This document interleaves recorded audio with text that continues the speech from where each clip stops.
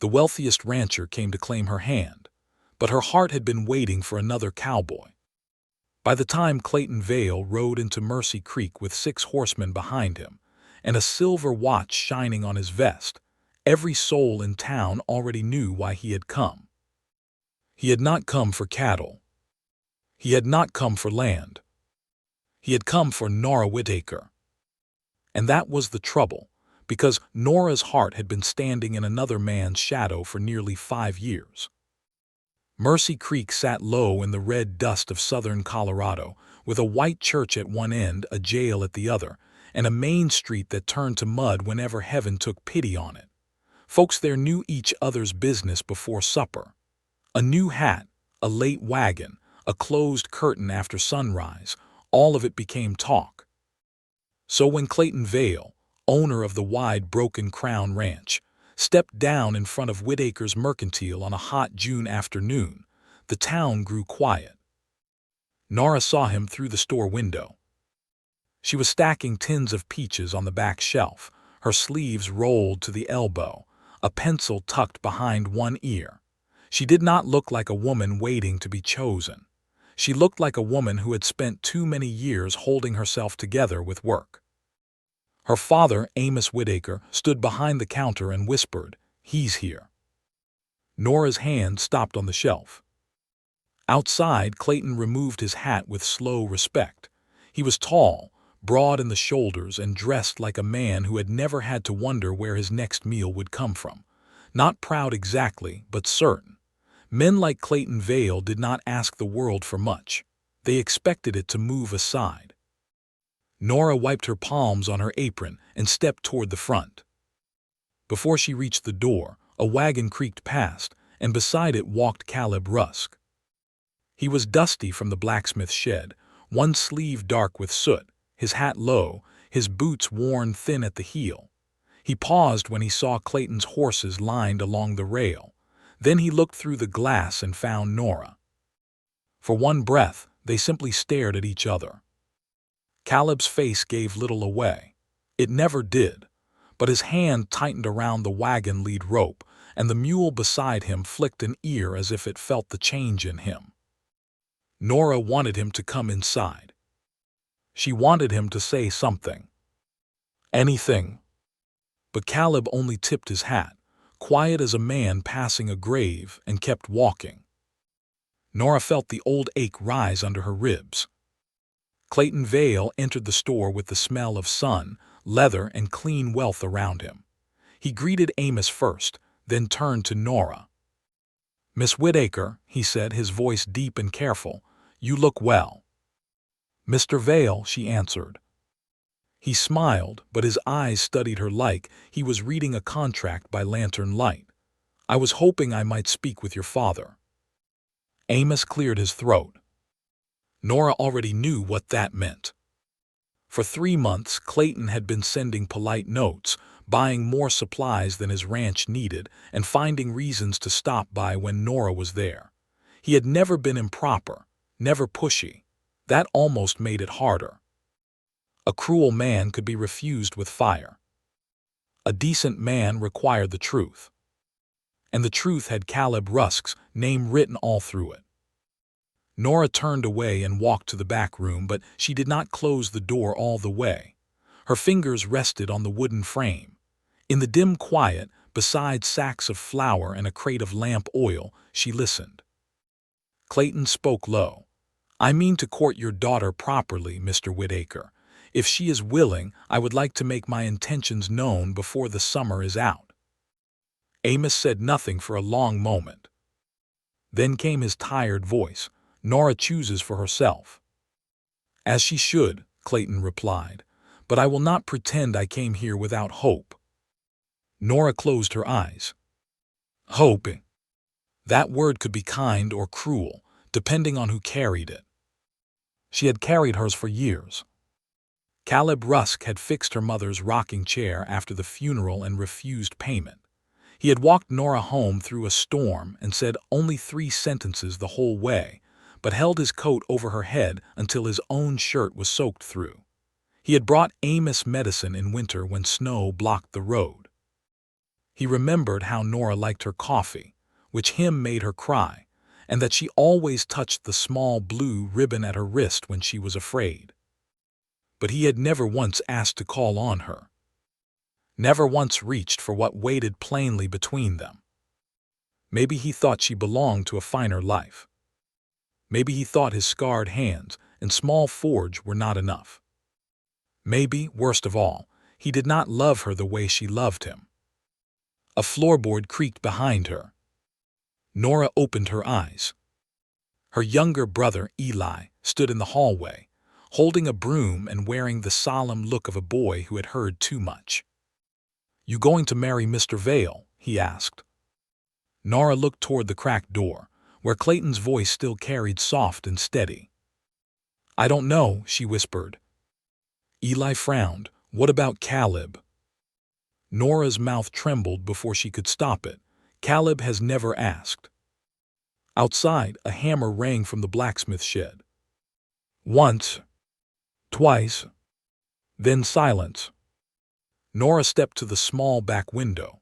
Across the yard, beyond the alley dust and hanging laundry, Caleb stood beside his anvil, staring toward the mercantile like a man watching a train leave without him. For the first time in 5 years, Nora wondered if waiting had become its own kind of goodbye. Caleb Rusk had heard enough through the open store window to know the ground beneath his boots had changed. He stood at his forge with the hammer in his hand, but the iron on the anvil had gone cold. The heat from the fire pushed against his face. Sweat ran down his temple. Still, he did not move. Clayton Vale. The name sat heavy in his chest. A man like Clayton could offer Nora a wide ranch house, fine dresses from Denver, a carriage with polished wheels, and a table where no chair ever stood empty. Caleb could offer a 2-room cabin behind the forge, hands blackened by work, and a past he never spoke of unless night forced it out of him. He told himself that was why he had stayed quiet. But deep inside, Caleb knew there was another reason. Fear. Not fear of horses, storms, or hard men. Caleb had faced all three. This was a quieter fear, the kind that got into a man's bones. He feared standing before Nora Whitaker, offering his heart and watching pity soften her eyes. He could survive rejection from the whole town. He did not know if he could survive it from her. That evening, Mercy Creek turned orange beneath a smoky sunset. The day's heat faded slowly from the boardwalks. Lamps began to glow in windows. Somewhere near the saloon, a fiddle tried to sound cheerful and failed. Caleb was closing the forge when Eli Whitaker appeared in the doorway. The boy carried a small paper parcel tied with string. "Pa said these hinges need mending," Eli said. Caleb took the parcel. "Tell your father I'll have them done by morning." Eli did not leave. Caleb looked up. Something else. The boy kicked at the dirt with one boot. Mr. Vale stayed a long time. Caleb's jaw tightened. Did he? He talked polite. "I reckon he knows how." Eli watched him with sharp young eyes. Nora cried after supper. That struck harder than Caleb expected. His hand closed around the parcel until the paper wrinkled. "She did." Eli nodded. Not loud, just in the pantry where she thought nobody heard. Caleb turned away and set the hinges on the workbench. "Some things ain't for boys to carry around town." "I know," Eli said. "That's why I brought it to you." Caleb looked back at him. The boy's face was serious, almost angry. "Everybody thinks grown folks know what they're doing. I don't think they do." Then he left before Caleb could answer. The forge felt emptier after him. Caleb stood in the doorway and looked across the street at the mercantile. Nora was inside, moving behind the front window, closing shutters. Her hair had loosened at the back of her neck. The blue ribbon on her wrist caught the lamplight when she reached up. He remembered the day she first tied that ribbon there. It had been after her mother died. Nora was 19, trying to act older than grief. She had stood behind the counter with red eyes and steady hands, making change for customers who spoke too softly. Caleb had come in with a repaired coffee grinder and found her alone. She dropped a jar of buttons. For one small moment she broke. He had knelt with her and picked them up one by one. Neither of them spoke. When the last button was back in the jar, she pressed that blue ribbon into his hand. "It was Mama's," she had whispered. "Tie it for me. My hands won't stop shaking." So he had tied it around her wrist, clumsy and gentle, afraid even then of touching what felt too precious for him. She had worn it ever since. Caleb shut the forge door and leaned his forehead against the wood. Across town, Nora sat on the edge of her bed, still dressed, her boots on the floor beneath her. The house was quiet. Her father had gone to sleep early. Eli pretended to be asleep, though she knew better. On her lap lay a folded note Clayton had left behind. "Miss Whitaker, I will be honored if you allow me to call on Sunday after church." It was proper, respectful, clean. No woman in Mercy Creek would call it an insult. Nora folded the note again and placed it beside her lamp. Then she opened the little drawer of her bedside table. Inside was a horseshoe nail, bent into a ring. Caleb had made it years ago as a joke when she teased him about never making anything pretty. He had smiled, that slow, rare smile, and twisted the nail by the forge until it formed a rough circle. "There," he had said, "fit for a queen of flour sacks and coffee beans." She had laughed then. Later, alone, she had kept it. Now she held the small iron ring in her palm and felt foolish enough to cry again. The next morning brought a hard wind from the west. Dust moved through Mercy Creek in pale sheets. Horses turned their tails to it. Women pinned laundry twice. Men held their hats low and complained as if complaining ever changed weather. Caleb finished the hinges before sunrise. When he carried them to the mercantile, Nora was alone behind the counter. For a second, neither spoke. Then she said, "Morning, Caleb." "Morning." He placed the hinges down. Her fingers brushed the paper parcel. His hand was close enough that she could see a burn mark across his knuckles. "You hurt yourself," she said. "It's nothing."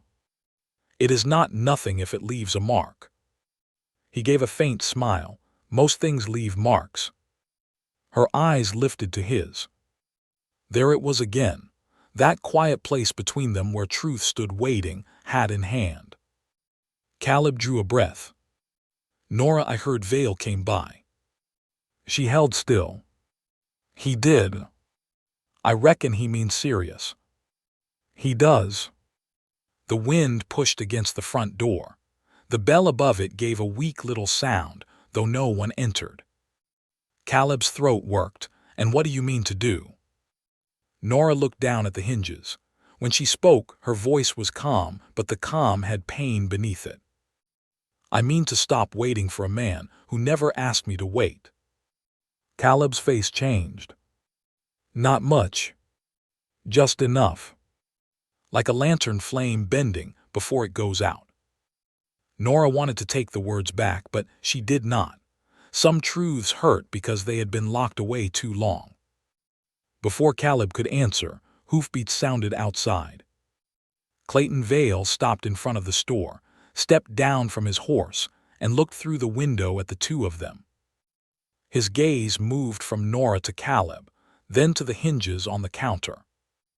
And for the first time, Clayton Vale understood he had not arrived at an empty door. Clayton Vale did not step into the mercantile right away.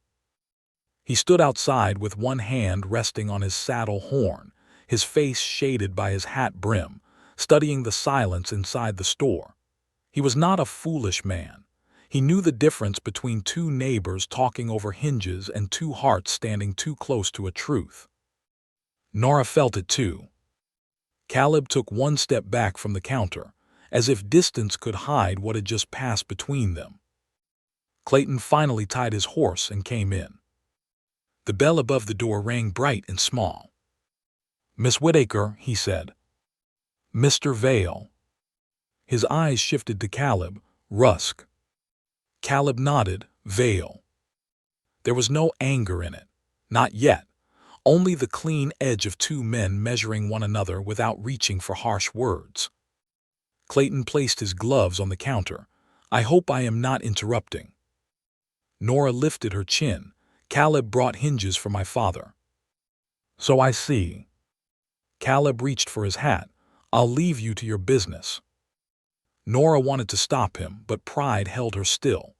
Caleb had waited years to speak. She would not beg him to find courage in front of another man. He walked past Clayton and stepped into the wind. The door closed behind him. Clayton watched Nora for a moment. His voice softened. "There is something between you." Nora's fingers curled against the counter. "There has been silence between us. I do not know if that counts." Clayton looked toward the door Caleb had used. Silence often counts more than words. That answer surprised her. She had expected ownership from him. A man with a ranch like Broken Crown could have acted as if Nora's heart were another pasture to fence. But Clayton Vale only looked tired in a way rich men were not supposed to look. He picked up his gloves again, then set them down. "My wife died 7 years ago," he said. Nora stilled. People in town knew Clayton had been married. They knew she had passed before he built his fortune high enough to cast a shadow across half the county, but Clayton never spoke of her. His jaw tightened once. There was no later. Nora said nothing. Clayton's eyes returned to her. "That is why I came plainly. I will not chase a woman who is waiting for another man, but I will not step aside for a ghost of a hope either." His honesty settled over the store like dust after a wagon passed. "I do not want to hurt you," Nora said quietly. "I believe that. And I do not know what Caleb wants." Clayton gave a small nod. "Then perhaps the question is not what he wants. Perhaps the question is how long you will let not knowing decide your life." Those words followed Nora through the rest of the morning. After Clayton left, she worked with careful hands, wrapping sugar, measuring coffee, smiling at customers who came in pretending they had not seen Clayton's horse outside. Her father asked no questions. Amos Whitaker knew his daughter well enough to see when her heart was already making noise. By noon, the wind had settled, and Mercy Creek lay under a hard blue sky. Across the street, Caleb worked with a sharpness that made every hammer strike sound like anger. But he was not angry at Nora. He was angry at the years behind him. Angry at his own hands for fixing wheels, gates, bridles, and stoves while never reaching for the one life he wanted. George Miller, the town barber, leaned in the forge doorway after dinner, chewing a toothpick.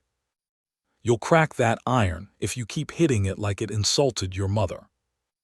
Caleb did not look up. "Need something, George?" "Need? No. Watching a man ruin good metal is free entertainment." Caleb dropped the hammer. "Say what you came to say." George stepped inside. "Fine. Clayton Vale is calling on Nora Sunday." "I know." "Then you also know the whole town is waiting to see whether you plan to do anything besides brood over horseshoes." Caleb turned on him. "It ain't my place." George stared at him. "That is the most cowardly sentence a decent man ever invented." Caleb's face hardened. George raised a hand. "Hit me if it helps, but you know I'm right." Caleb looked away.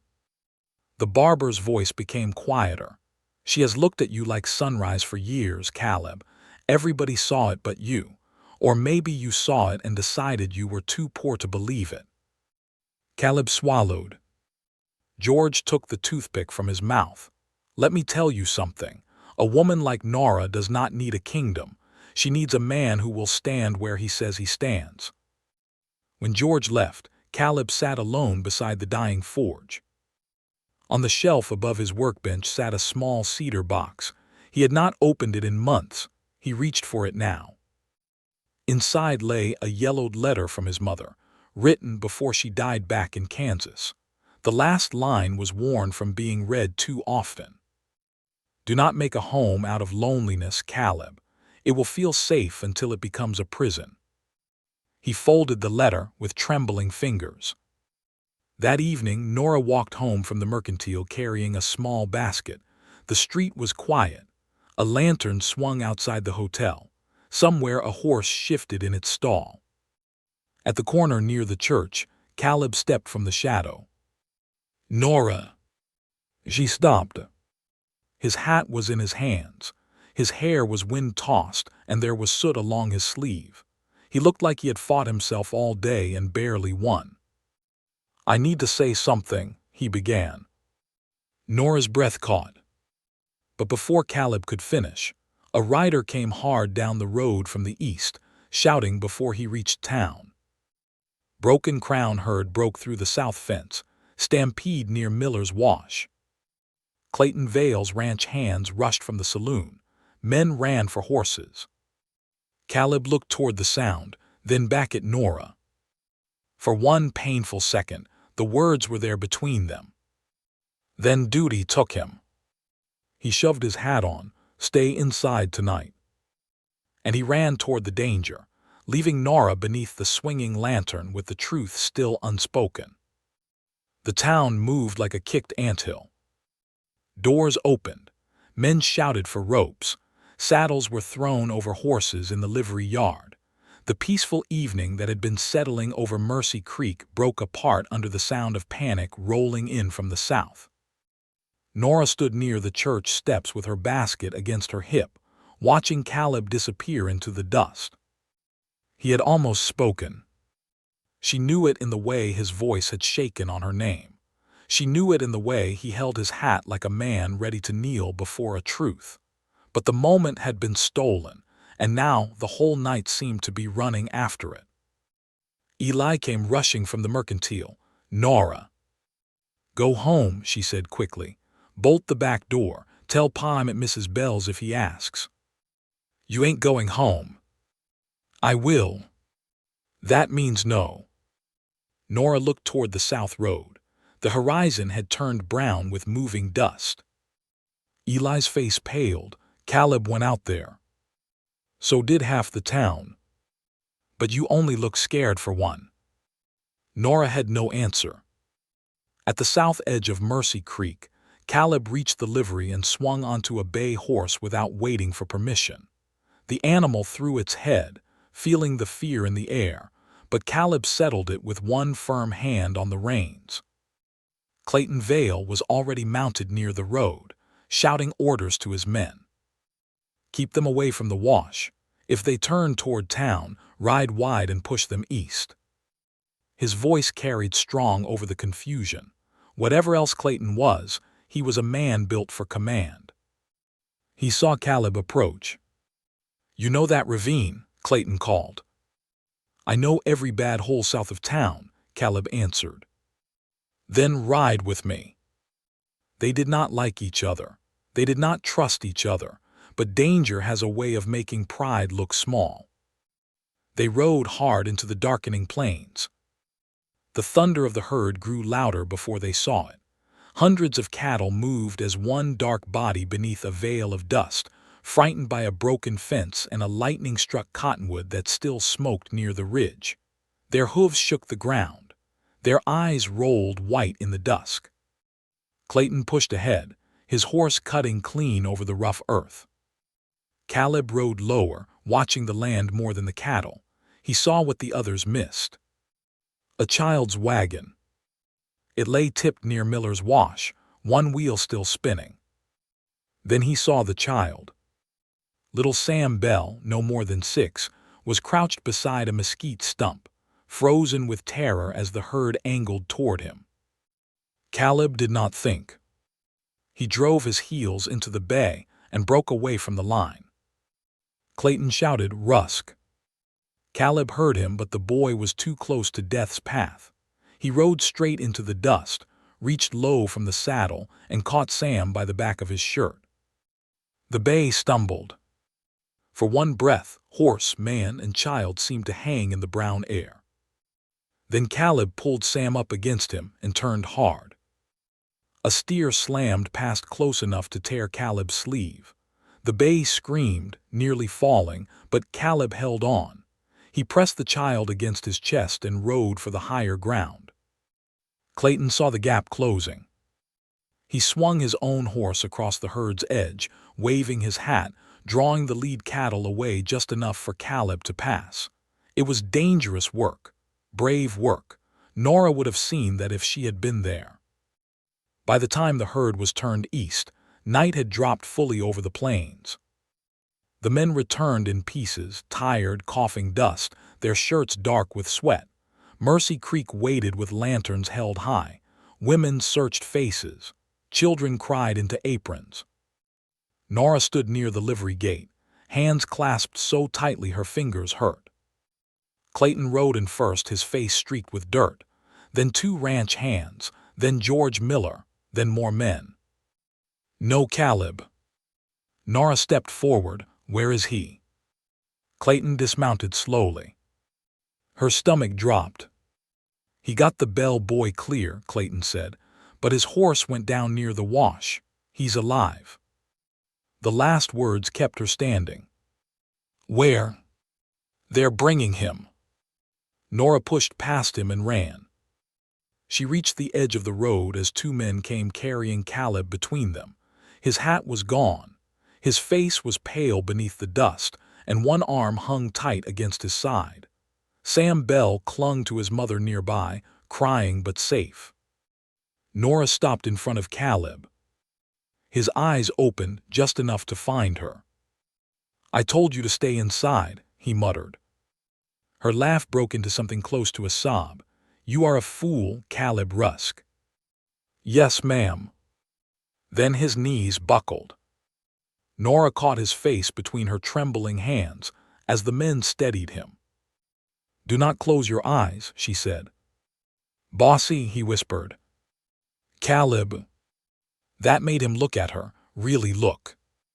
All the town stood around them, but Nora no longer cared who saw. You had something to say, she said, voice shaking. You do not get to leave it unsaid now. Caleb tried to breathe deep and winced. Clayton stood a few steps away, watching in silence. Caleb's gaze moved over Nora's face, as if memorizing it through pain. I was going to tell you, he said quietly, that I have loved you so long I forgot it was something a man was supposed to say out loud. Nora's tears slipped free. The street went still. Caleb swallowed hard, but I am saying it now. Nora bent close, her forehead almost touching his. Then hear me, she whispered. I loved you before Clayton Vale ever rode into this town. I loved you while you were hiding behind silence, but I cannot live forever on almost. Caleb closed his eyes for one breath. When he opened them, there was fear there and love and pain. I know. The doctor came then, pushing through the crowd, and the men carried Caleb toward the office. Nora reached for his hand before they took him inside. His fingers held hers weakly. At the door, Clayton removed his hat. For the first time since arriving in Mercy Creek, he looked not like a rival, not like a powerful rancher, but like a man who had just seen the door he wanted closing from the inside. Dr. Harlan's office smelled of carbolic, lamp oil, and wet wool. Nora sat on a wooden chair beside the examination table while rain started tapping at the window. The storm had come late, riding behind the stampede like the sky had finally decided to break open. Outside, Mercy Creek gathered in whispers beneath porch roofs, but inside the little office, the world had narrowed to Caleb's breathing. His left arm was wrapped tight. His ribs were bruised. His face had a shallow cut near the cheekbone, cleaned and bandaged. Dr. Harlan said nothing was broken beyond mending, but his voice carried the warning that men could still be lost without dying. Caleb slept under a gray blanket, one hand resting palm up near the edge of the table. Nora held it. She had not asked permission. When her father arrived, soaked through from the rain, he stopped at the doorway and saw his daughter sitting there with Caleb's hand in hers. Amos Whitaker's tired eyes softened. "He'll mend?" he asked. Dr. Harlan nodded, "if he listens for once in his life." Nora gave a small, broken laugh. Amos stepped closer and placed one hand on her shoulder. "Clayton Vale is outside." Nora's fingers tightened around Caleb's. "He helped save the boy," Amos added gently. "Folks are saying he turned the herd at the worst place." "I know. He asked to speak with you when you are able." Nora looked at Caleb's still face. The man had finally spoken after years of silence, and now another good man waited outside in the rain with his own hope bleeding quiet. "Tell him I will come." Amos hesitated. "Nora, you owe kindness. You do not owe your life." She looked up at him. Her father brushed a damp strand of hair from her cheek the way he had when she was little. "Do not choose from guilt. Your mother would have told you the same." Those words stayed with her as she stepped onto the covered porch minutes later. Clayton Vale stood near the hitching rail, hat in hand, rain darkening his shoulders. His horse waited behind him, head low. The lantern over the doctor's door cast gold across his face. "He is resting?" Clayton asked. "Yes." "I am glad."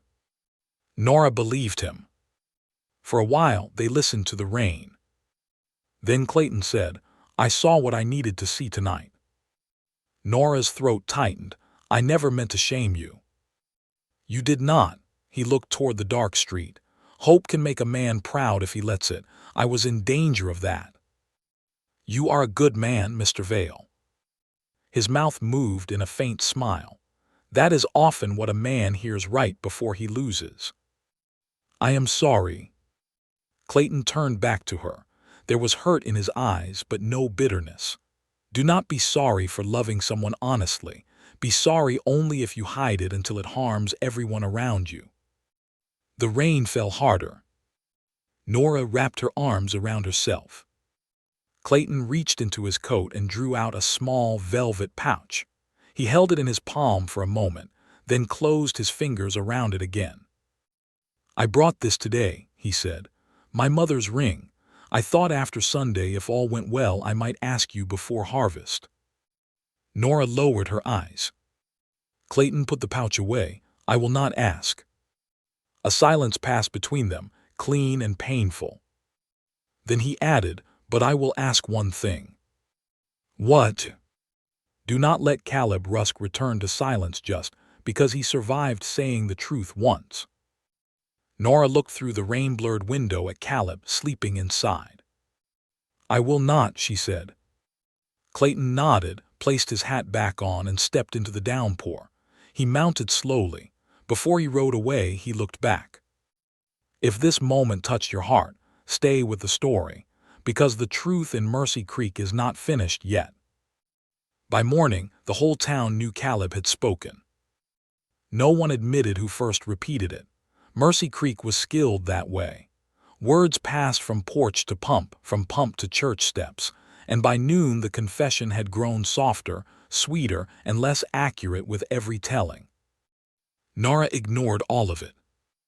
She brought broth to Dr. Harlan's office, then coffee, then fresh bandages. Caleb woke near midday, pale and annoyed to find himself watched. "You still here?" he rasped. Nora sat beside him, calm as church bells. "Yes." "You should rest." "So should you." "I am resting."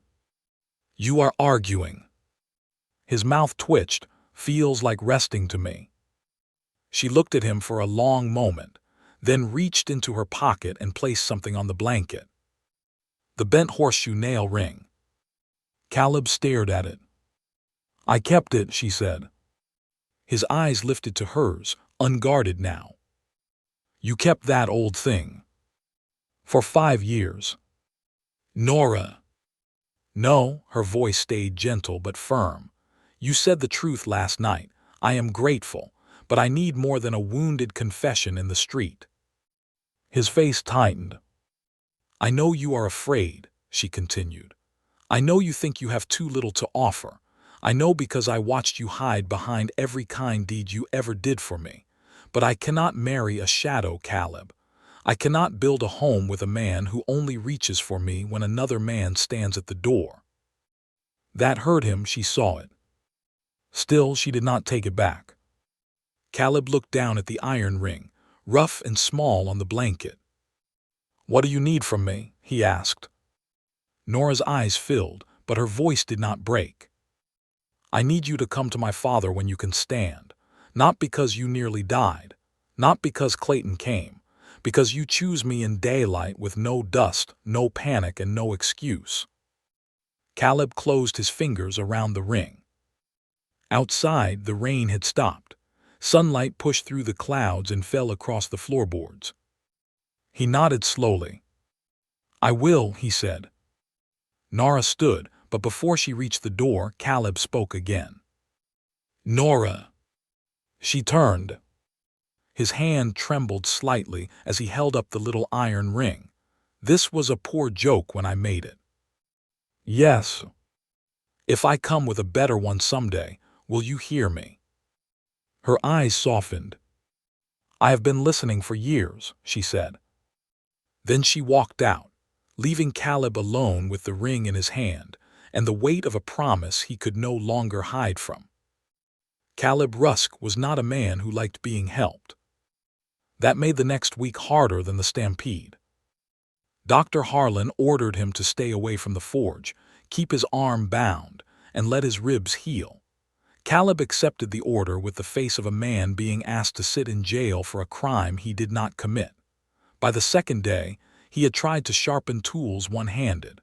By the third, he had walked to the forge before sunrise and nearly fainted beside the cold anvil. Nora found him there. He was sitting on the workbench, pale with sweat, pretending he had only stopped to admire the dirt floor. She stood in the doorway with a basket on her arm. "You look comfortable," she said. Caleb shut his eyes. "I was about to head back." "Were you?" "Yes." "Before or after you fell on your face?" He opened one eye. "You always this sharp with injured men?" "Only foolish ones." She set the basket down and crossed the forge. Her hands were steady as she checked the cloth around his arm. The place smelled of ash, iron, and old heat. Morning light slipped through the wall cracks and lay across the anvil like thin gold. Caleb watched her fingers. "You don't have to keep coming," he said. "I know. That means you will anyway." "Yes." He gave a tired breath that was almost a laugh. "You make a man feel very managed." "You need managing." Her voice was light, but when she looked up, the room changed. The laughter faded. Caleb saw the blue ribbon on her wrist. It was faded now, worn thin at the edges but still tied there, still kept. "I remember tying that," he said softly. Nora glanced at it. "You tied it badly." "I was nervous." "You were." "I was 19 and you trusted me with something that belonged to your mother." He swallowed. "I was scared I'd ruin it." "You didn't." He looked at her then with a sadness that had no place to hide. "I ruined other things." Nora's fingers stilled. "No," she said. "You delayed them. There is a difference, but delay can still wound." He nodded because there was nothing to argue. Outside, Mercy Creek was waking. A wagon rolled by. The church bell gave two soft notes as someone tested the rope. From the street came the smell of coffee and damp dust. Nora took bread, apples, and wrapped chicken from the basket. "Eat." "Yes, ma'am." She smiled despite herself. For 3 days they settled into a strange new rhythm. Nora came in the mornings before opening the mercantile. Caleb sat where she told him. He complained, but less each time. He let Eli sweep the forge, though it nearly pained him more than his ribs. George Miller stopped by to remind him that helplessness looked good on no man, then stayed to repair a wagon latch. Even Clayton Vale sent 2 ranch hands to mend Caleb's broken fence. That gift troubled Caleb more than anything. On Friday evening, he rode slowly to Broken Crown Ranch, against doctor's orders and common sense. He found Clayton near the main corral, speaking with a foreman under a sky streaked red. Clayton turned when he saw him. "You should be in bed." "People keep saying that." "They may be right."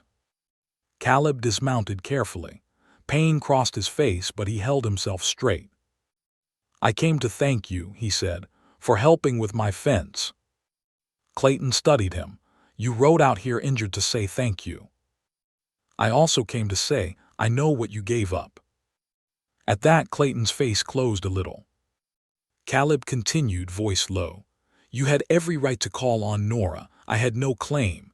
I still don't, not until I earn one proper." "No," Clayton said, "you do not." The words were firm, not cruel. Caleb accepted them. Clayton leaned his arms on the corral rail. "Do you love her because another man wanted her, or because you loved her before you were afraid to say so?" Caleb looked toward the open range beyond the ranch. Cattle moved like dark stones in the falling light. "I loved her when she cried over spilled buttons and tried to apologize for it," he said. "I loved her when she argued with a traveling salesman until he charged Mrs. Pike a fair price for cloth. I loved her when she laughed at that ugly ring I made from a nail. I loved her before I had words for it, and after I had words, I hid from them." Clayton listened. Then he nodded once. "That sounds closer to truth." Caleb looked back at him. "I aim to ask Amos Whitaker for permission when I can stand without looking half dead." "You think permission is the hard part?" "No." "What is?" "Becoming a man who will not make her wonder again." For the first time, Clayton looked almost satisfied. "Good," he said, "because a woman who has waded through silence should not have to live inside it after marriage." Caleb absorbed that. Clayton stepped away from the rail. "Ride home before Nora hears you came out here and finishes what the stampede started." Caleb almost smiled. "She might." "She would." By Sunday, Mercy Creek held its breath through church. Nora wore a pale blue dress and sat beside her father and Eli. Caleb sat 2 pews behind, still bandaged beneath his coat. Clayton sat near the back, alone, his hat resting on his knee. The preacher spoke on patience. Half the town tried not to look at Nora. After service, people gathered outside under the cottonwoods. Women opened baskets. Men shook hands. Children ran between wagon wheels. Caleb came toward Amos Whitaker. Nora saw him and went still. He was pale but upright. His boots were polished. His hair was combed. In one hand he held his hat. In the other he held nothing. No flowers, no ring, no show. Just himself. "Mr. Whitaker," Caleb said, voice clear enough for nearby folks to turn, "I would like permission to call on your daughter properly." Amos looked at him a long moment. "You are late." "Yes, sir." "Very late." "Yes, sir." Nora's heart beat hard. Amos glanced at her, then back at Caleb. "And what changed?" Caleb did not look away. "I stopped mistaking fear for humility." The quiet spread. Amos's face softened, but only a little. "Then you may call, but understand me, Caleb. My daughter is not a reward for finally finding courage." "No, sir," Caleb said. "She is the reason I intend to keep it." Nora lowered her eyes, but not before Caleb saw the tears shining there. Across the yard, Clayton Vale watched from beneath the cottonwood shade. He gave no sign of hurt, no public sorrow, but his hand closed around the brim of his hat. That afternoon, Caleb walked Nora home from church. They moved slowly because of his ribs, and neither minded. The town sounds faded behind them. Dust lifted around their boots. A meadowlark sang from the fence line. At her gate, Nora turned to him. You came in daylight, she said. I did. With no stampede. No stampede. And no excuse. Caleb took a careful breath. No excuse. For a moment, she only looked at him, as if deciding whether the man before her was the same one she had waited for, or someone stronger made from the wreck of that waiting. Then she reached out and touched his sleeve. Come tomorrow, she said. Caleb's voice dropped. I will. But as Nora stepped through the gate, she saw something tucked beneath the porch rail. A folded letter. No name on the front. Only a pressed wild plum blossom tied with black thread. Her smile faded, because wild plums had belonged to Clayton Vale's dead wife. Nora did not open the letter at the gate. She stood with her hand on the porch rail, staring at the pressed wild plum blossom tied to the folded paper. The little flower was dry and pale, as fragile as old memory. A black thread held it in place. Caleb saw the change in her face. What is it? He asked. Nora lifted the letter. I don't know. But she did know one thing. It had not been left by accident. Amos came out when he heard them on the porch. Eli followed close behind, curious as a barn cat. Nora untied the thread carefully. The paper unfolded with a soft crackle. The writing inside was clean and slanted. Miss Whitaker, forgive the strange way of sending this. I meant to place it in your hand, but found I lacked the courage for one more conversation in public. Margaret Vale was my wife.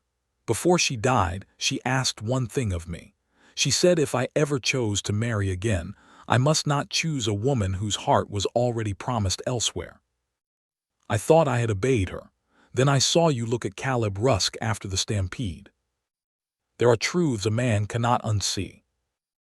I will be leaving Mercy Creek for a short while to settle business in Santa Fe. Do not mistake my leaving for anger. It is not anger. It is simply a man stepping away from a door that was never his to open. But there is something else you should know. Your father once helped me when I had nothing. He never told you. He likely never told anyone. Years ago, before Broken Crown was more than a poor claim and a failing herd, Amos Whitaker extended credit to me through one bitter winter. Without him, I would have lost everything. That hope was mine. The debt is still mine too. Whatever happens between you and Caleb, I will consider the Whitaker account settled. No payment is owed, no favor expected. May you choose freely. Clayton Vale. Nora read the last line twice. Then she looked at her father. Amos's face had gone quiet and gray. Papa.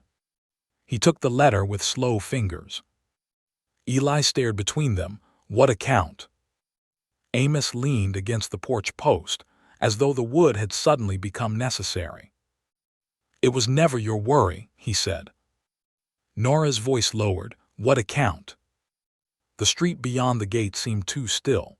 Caleb stood silent, but Nora felt him there, steady and waiting. Amos folded the letter carefully. After your mother took sick, the store struggled. Medicine cost money. Freight cost more. I hid it as best I could. Nora's stomach tightened. We owe Clayton Vale, she asked. Owed, Amos said. Some, not all of what folks might think, but enough. And you never told me. I did not want you choosing out of fear. The words struck her harder because they were almost the same ones he had spoken before. Nora stepped back. Did Clayton know when he came calling? Amos shook his head. Not at first. I never asked him for help. I would not trade my daughter for a cleared ledger. I know that, she whispered. But knowing did not stop the hurt. For years, she had stood behind the mercantile counter believing she understood the shape of her life. She had known the price of sugar, coffee, calico, nails, and flour. She had not known the cost of her mother's final winter still lived in her father's eyes. Caleb finally spoke. Mr. Whitaker, do you need money now? Amos gave him a tired look. Pride would like me to say no. And truth. Amos looked away. Nora pressed a hand to her mouth. Caleb's jaw tightened, but he did not rush to promise what he did not have. That was one thing Nora loved in him. He did not dress hope up as certainty. I have some savings, he said. Not much. The forge brings steady work. If there's a way to help without making Nora feel trapped by it, I want to. Nora turned toward him, eyes wet. Amos shook his head. This is not yours to carry, Caleb. No, sir. But if I mean to stand beside her, I cannot only stand when it feels easy. The porch fell silent. Eli picked up the pressed wild plum blossom from where it had slipped onto the step. He held it gently, then said, Mr. Vale sounds lonely. No one answered because the boy was right. That night Nora could not sleep. Rain clouds had cleared, leaving a moon bright enough to turn the yard silver. She sat at the kitchen table with Clayton's letter in front of her and the bent nail ring beside it. Two men, two different kinds of love. One had waited too long to speak. One had spoken honorably and stepped away. Near midnight, Amos came in. He looked older without his vest and store apron, just a father in a worn shirt, carrying regret in his shoulders. I should have told you, he said. Nora touched the chair beside her. He sat. Nora's voice softened. We almost did. For a time, he looked at the letter. Clayton was poor then, poorer than us even, but he had cattle and courage. I had credit with suppliers. I helped him survive that winter. Years later, when I needed quiet help, he bought from us at full price and never pressed when I paid late. Why did he come for me then? Amos rubbed both hands over his face. I believe he admired you. I believe he hoped. And maybe he thought marrying you would make an old debt clean. Nora looked toward the dark window. Kindness can still become a cage, she said. Yes, Amos whispered, even when no one means harm. The next morning, Nora walked alone to the forge before the store opened. Caleb was outside, moving slower than usual, trying to split kindling one-handed. She took the hatchet from him without a word. I can do that, he said. I know I can do it faster. He did not argue. For a while they worked in quiet. She split, he stacked. The rising sun warmed the forge wall. A horse nickered from the stable. Somewhere a rooster crowed late and proud. Finally Nora said, I am going to Broken Crown. Caleb looked at her. To see Clayton, he asked. Yes. Pain crossed his face, but he did not hide it behind pride. Do you want me to come? No. He nodded slowly. Nora stepped closer. I am not going there to change my heart. I know. Do you? Caleb looked at her for a long second. I am learning to believe what you say instead of what I fear. That answer nearly broke her. She touched his good hand. I need to thank him, she said, and I need to make sure he knows I am not a debt being settled. Caleb's fingers closed around hers. Then go, he said, and come back free. By afternoon, Nora rode out toward Broken Crown Ranch with Clayton's letter tucked inside her jacket, and the wind pulling loose strands of hair from her braid. She expected to find Clayton preparing for Santa Fe. Instead, when she reached the ranch yard, she found his men gathered in uneasy silence. His foreman, Jacob Reed, came toward her with his hat in both hands. Miss Whitaker, he said, face troubled, Mr. Vale left before dawn. Nora looked past him at the empty house, its curtains moving in the open window. For Santa Fe. Jacob hesitated. No, ma'am, he rode toward Miller's Wash, alone. The place where Caleb had nearly died. The place where Margaret Vale's old grave stood beneath the wild plum trees. Nora did not wait for Jacob Reed to explain. She turned her horse toward Miller's Wash and rode hard enough that the wind stung her eyes. The land opened before her in long brown folds, cut by dry gullies and scattered mesquite. Far ahead, the wild plum trees stood in a pale cluster near the wash, their leaves trembling in the afternoon heat. That was where Margaret Vale had been buried. Nora had never visited the grave. Few people had. Clayton kept it private, not hidden exactly, but guarded by distance and silence. Mercy Creek knew better than to turn a man's grief into a picnic tale. As Nora rode, Caleb's words stayed with her. "Come back free." Freedom sounded simple, until a person felt how many invisible strings could tie around one heart. At the rise above Miller's Wash, she slowed. Clayton's horse stood near the trees, reins loose, head lowered to dry grass. A black coat hung over a low branch. Beneath the wild plums, Clayton Vale knelt beside a small wooden cross, one hand braced against the earth. For one terrible moment, Nora thought he was hurt. Then she heard his voice. Not loud. Not meant for anyone living. "I tried, Margaret," he said. Nora stopped behind the trees, unable to step forward, unable to retreat. Clayton bowed his head. "I thought if I found a good woman, a steady woman, maybe the house would stop sounding empty. Maybe I would stop eating supper across from a chair no one touched." His shoulders moved with a breath that looked painful.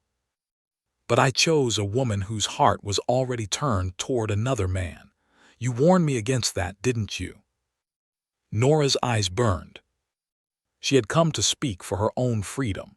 She had not expected to find a man kneeling inside the ruins of his.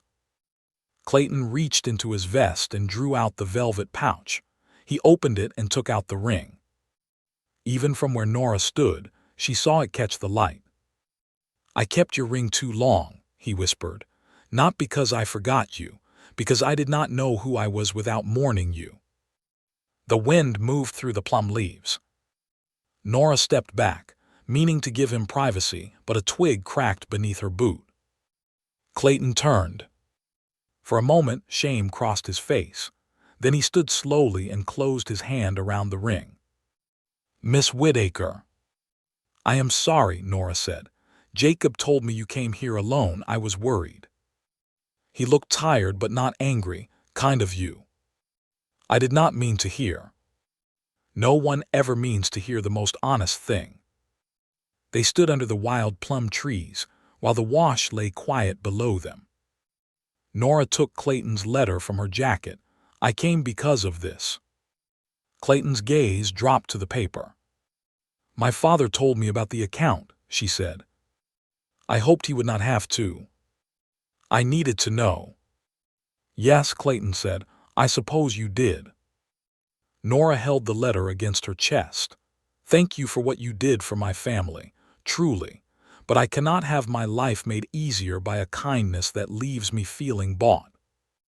Clayton's face tightened. "That was never my intent." "I know." The soft answer disarmed him more than accusation would have. Nora continued, "That is what makes it hard. No one meant harm, not you, not my father, not Caleb, but silence has harmed us all the same." Clayton looked toward Margaret's grave. "I thought money could make certain griefs decent," he said. "Settle accounts, repair hardship, give shape to what was lost." "Can it?" "No," his voice was rough. "It only pays bills." Nora stepped closer and looked down at the small cross. Someone had carved Margaret Vale with careful hands. Below the name was one line. "Beloved wife, keeper of wild plums." "She loved them?" Nora asked. Clayton nodded. "Made preserves every spring, burned the first batch every year and blamed the stove."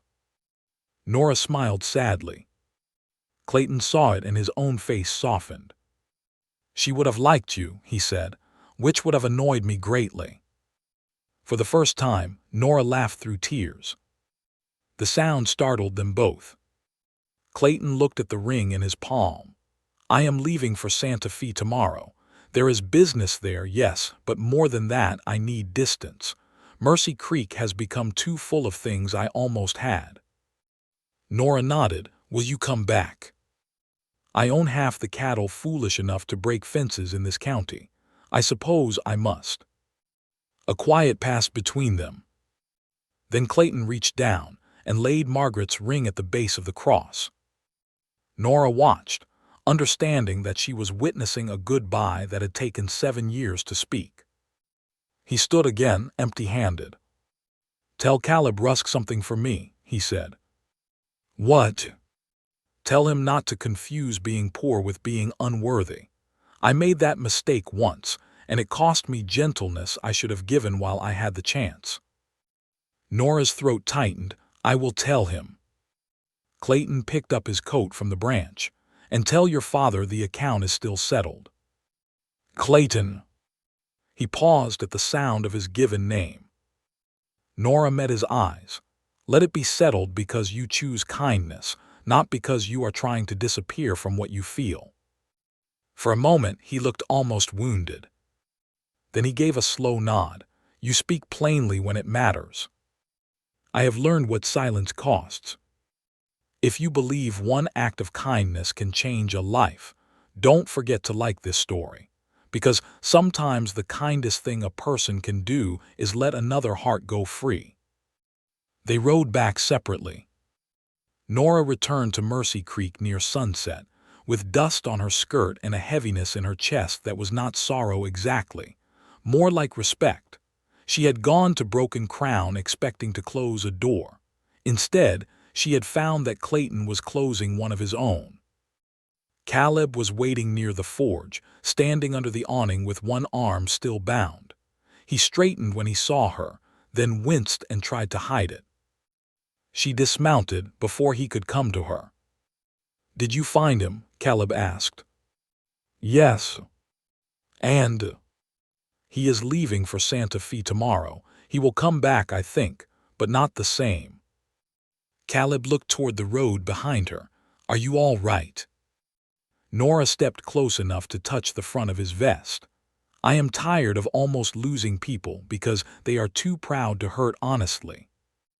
Caleb covered her hand with his. I am here, he said. For today. For tomorrow, too. She looked up at him, searching his face.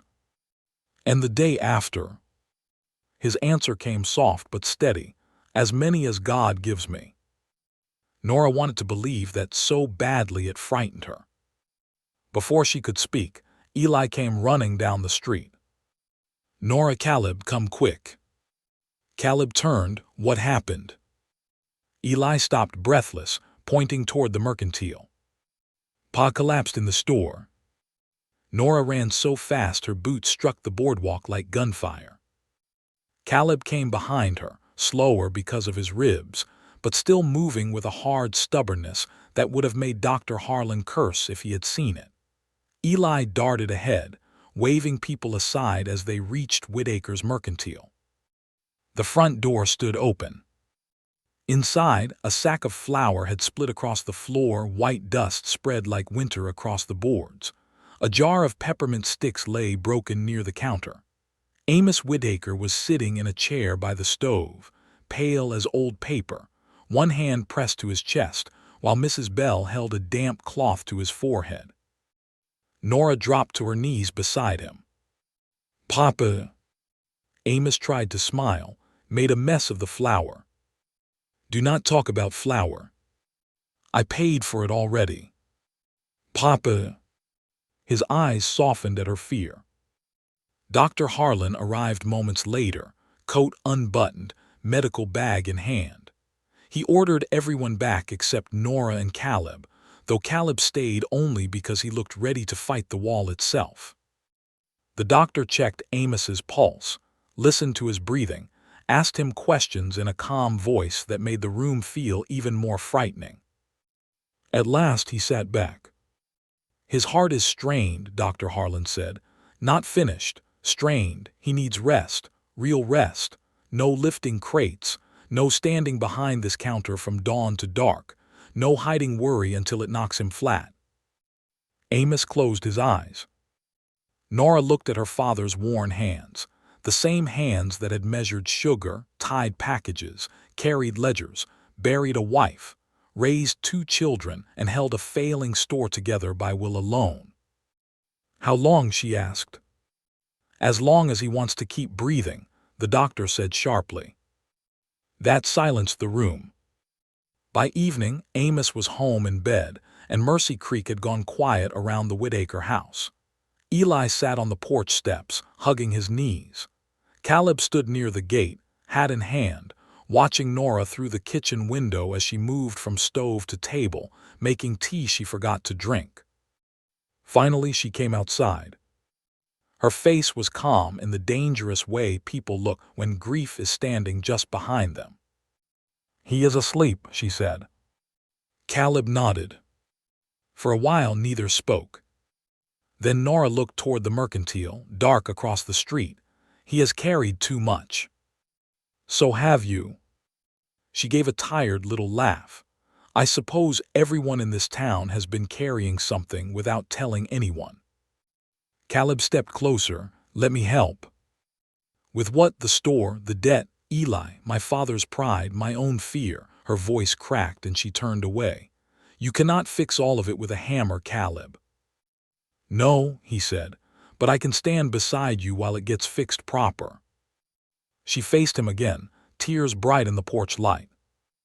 "I am scared," she whispered. Caleb's face changed. He had seen Nora angry, tired, teasing, stubborn, brave, but rarely scared enough to say it plainly. He reached for her hand, slow enough that she could pull away. She did not. "I am too," he said. That answer steadied her more than any false promise could have. The next morning, Nora opened the mercantile late. A hand-lettered sign hung in the window. "Open afternoon, family illness." By 10 o'clock, people started coming anyway. Mrs. Bell brought stew. George Miller brought coins for a shaving soap he said he had forgotten to pay for 6 months earlier, though everyone knew he had not. The preacher brought firewood. The schoolteacher brought a list of families willing to buy supplies in advance. Then Clayton Vale came. He rode into town dressed for travel, saddlebags packed, Santa Fe dust already waiting for him in spirit. His horse stopped before the mercantile, and for a moment the whole street seemed to hold its breath. Nora stepped outside. Clayton removed his hat. "How is your father?" "Resting." "I am glad." He reached into his coat and handed her an envelope. Nora did not take it. "Clayton, it is not charity." "That is what people say before offering charity." A faint smile touched his mouth. "Fair." Caleb stood in the forge doorway across the street, watching but not interfering. Clayton looked past Nora into the store, then back at her. Inside that envelope is a signed agreement transferring the freight contract for Broken Crown supplies to Whitaker's mercantile for 3 years at fair market price. No debt forgiveness. No hidden favor. Work for work. Nora stared at him. "With your father resting, you will need steady accounts," Clayton continued. "My ranch needs supplies. Your store provides them. It is clean." Her fingers slowly closed around the envelope. "Why?" she asked. Clayton's voice lowered.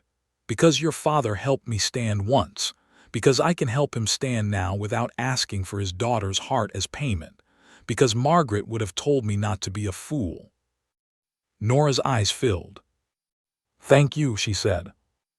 Clayton looked uncomfortable with gratitude, which made him seem more human than he ever had. He glanced across the street at Caleb Rusk.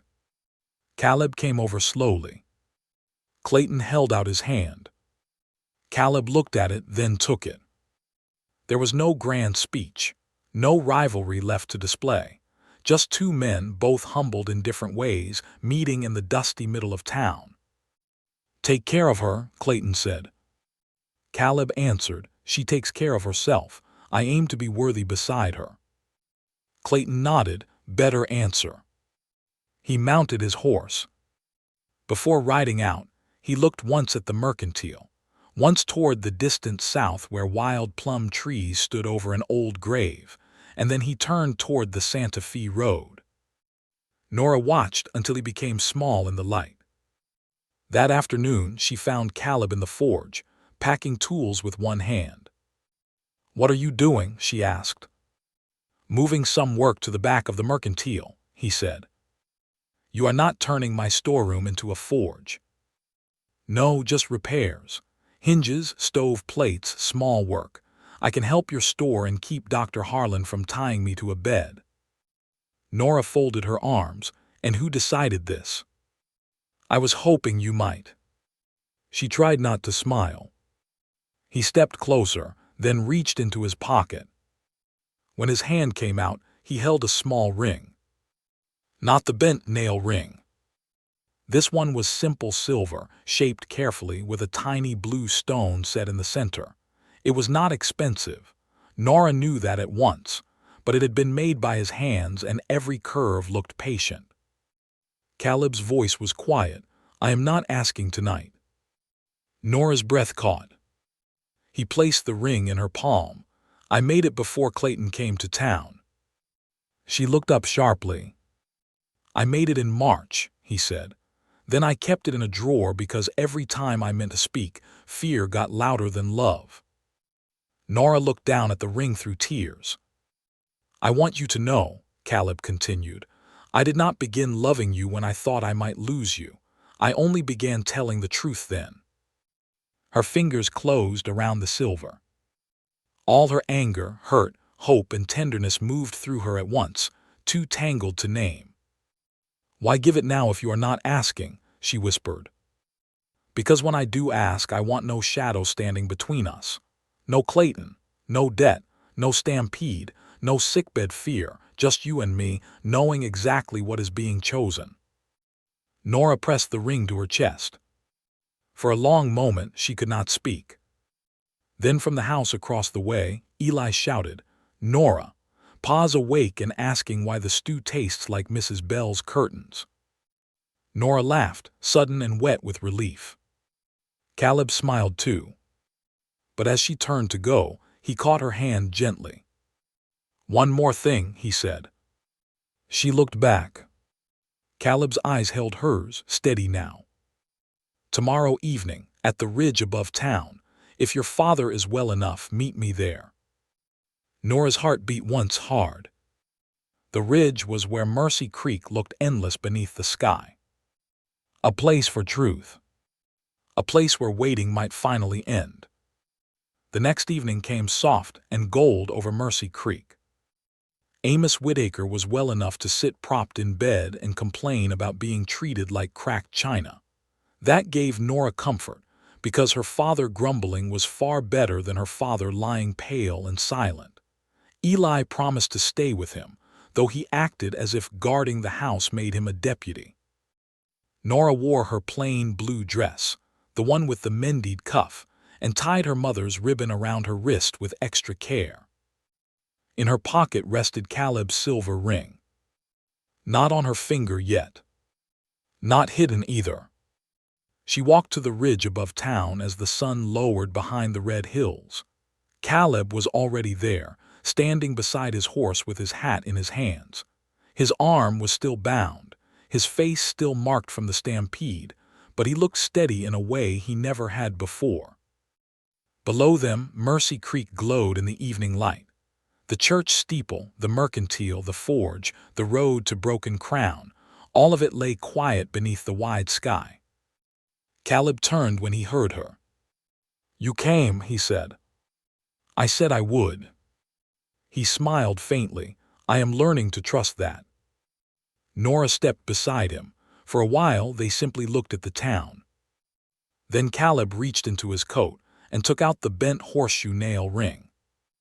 Nora's breath caught. "I made this as a joke," he said, "but you kept it like it meant something." "It did."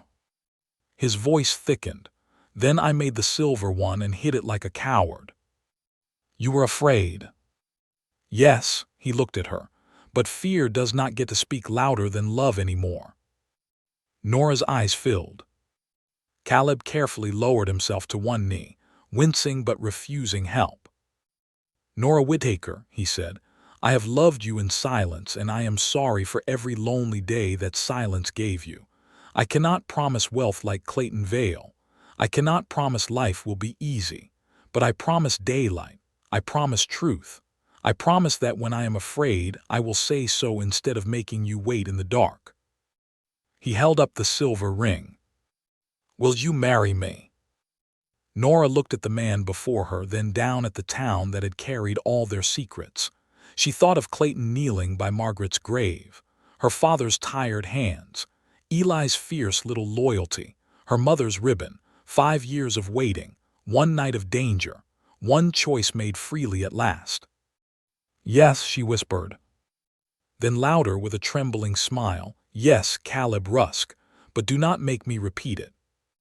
He laughed, and the sound broke something open in both of them.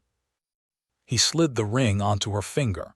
It fit like it had been waiting too. When he stood, she took his face in her hands and kissed him gently beneath the fading sun. No crowd cheered. No fiddle played. Only the wind moved through the grass and his horse shifted behind them, and Mercy Creek shone below like a place forgiven. They married before winter. Clayton Vale returned from Santa Fe just before the first snow. He came to the church quietly, stood in the back, and gave Nora a small jar of wild plum preserves before leaving for Broken Crown. On the lid was a note. "Margaret's recipe. Burn the first batch if you want it proper." Nora laughed through tears. Amos lived long enough to see the mercantile strong again. Caleb built a small repair room behind the store, and the forge stayed warm across the street.